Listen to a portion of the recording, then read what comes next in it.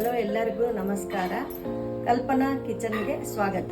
ಇವತ್ತು ನಾ ಹರಬರ ಚಟ್ನಿಯನ್ನು ಮಾಡಲು ಹೇಳುತ್ತೇನೆ. ಪುದೀನ ಮತ್ತು ಕೊತ್ತಂಬರಿಯನ್ನು ಉಪಯೋಗಿಸಿ ಹಸಿರು ಚಟ್ನಿ ಹೇಗೆ ಮಾಡುವುದು ಅಂತ ತೋರಿಸ್ತೇನೆ. ಈ ಹಸಿರು ಚಟ್ನಿಯನ್ನು ಬ್ರೆಡ್ಗೆ ಟೋಸ್ಟ್ ಮಾಡುವಾಗ ಹಚ್ಚಬಹುದು, ಚಪಾತಿಗೆ, ದೋಸೆಗೆ ಎಲ್ಲದಕ್ಕೂ ಚೆನ್ನಾಗಿರ್ತದೆ. ಈಗ ಇಲ್ಲಿ ನಾನು ಒಂದು ಕಟ್ಟು ಕೊತ್ತಂಬರಿಯನ್ನು ತೆಗೆದುಕೊಂಡಿದ್ದೇನೆ, ಒಂದು ಕಟ್ಟು ಪುದೀನ ಸೊಪ್ಪನ್ನು ತೆಗೆದುಕೊಂಡಿದ್ದೇನೆ, ಸ್ವಲ್ಪ ಬೆಳ್ಳುಳ್ಳಿಯನ್ನು ತೆಗೆದುಕೊಂಡಿದ್ದೇನೆ, ಒಂದು ನಿಂಬೆಹಣ್ಣನ್ನು ತೆಗೆದುಕೊಂಡಿದ್ದೇನೆ.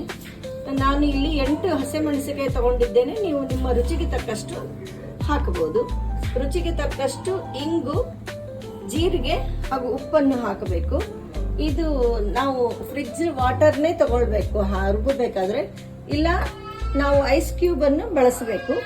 ಅದು ಮಾಡಿದ್ರೆ ಗ್ರೀನ್ ಆಗೇ ಇರ್ತದೆ ಚಟ್ನಿ, ಎಷ್ಟು ದಿನ ಇಟ್ಟರು ತುಂಬಾ ಚೆನ್ನಾಗಿರ್ತದೆ. ಈಗ ಎಲ್ಲವನ್ನು ಸೇರಿ ಮಿಕ್ಸಿ ಮಾಡಿದ್ದೇನೆ. ಇದನ್ನು ಫ್ರಿಡ್ಜಿನಲ್ಲಿ 2 ತಿಂಗಳವರೆಗೆ ಸ್ಟೋರ್ ಮಾಡಬಹುದು. ಯಾವ ಪ್ರಿಸರ್ವೇಟಿವ್ ಹಾಕಿಲ್ಲ, ಏನೂ ಇಲ್ಲ. ಇದು 2 ಮಂತ್ಸ್ವರೆಗೆ ಫ್ರಿಡ್ಜಲ್ಲಿ ಇರುತ್ತೆ.